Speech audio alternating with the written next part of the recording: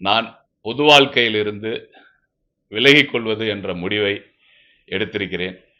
நேற்று ஒரு பேச்சு, இன்று ஒரு பேச்சு என்பது தவறான விஷயம் என்ற போதிலும், என் உடல்நிலையை கருத்தில் கொண்டும், என் குடும்ப சூழ்நிலை, என் குடும்ப உறுப்பினர்களின் அறிவுறுத்தலின் குடும்ப நிம்மதிக்காக நான் இந்த முடிவை எடுத்திருக்கிறேன்.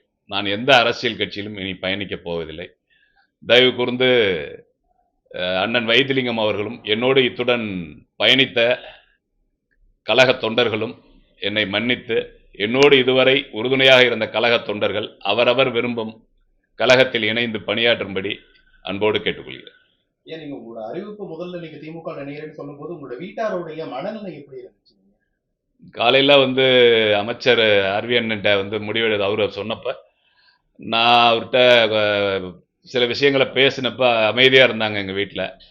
ஒண்ணும் பெரிய எதிர்ப்பு இல்ல. ஆனா, நான் இங்க வந்துட்டு எல்லாத்தையும் கூட்டம்லாம் முடிச்சுட்டு நான் வீட்டுக்கு போறப்போ, ஒட்டுமொத்த குடும்பமும் என் வீட்ல குழுமி இருந்தாங்க. எங்க அக்காமார்கள்லாம் கூட வெளியில கல்யாணம் பண்ணி குடுத்த அக்காமார்கள்லாம் கூட வந்திருந்தாங்க. அக்கா புள்ளைங்க வந்திருந்துச்சு. ஒட்டுமொத்த குடும்பமும் அந்த கருத்துக்கு எதிர்ப்பு தெரிவிச்சு, 2 விஷயங்கள் என் மனதை ரொம்ப வாட்டியது. என்னை பெற்றெடுத்த தாய், புரட்சித் தலைவி அம்மாவின் படத்தை வீட்டிலிருந்து, அலுவலகத்திலிருந்து அகற்றுவாயா என்று கேட்டதும், எனக்கு அசிங்கமாக இருக்கிறது. இதெல்லாம் வேலையாப்பான்னு என் பொண்ணு கேட்டதும், எனக்கு மிகுந்த வேதனை அடைந்து இரவு முழுவதும் என்னால் உறங்க முடியவில்லை. காலையில் வீட்டாளர்களிடம் சொல்லிவிட்டு இந்த முடிவை தெளிவாக எடுத்திருக்கிறேன்.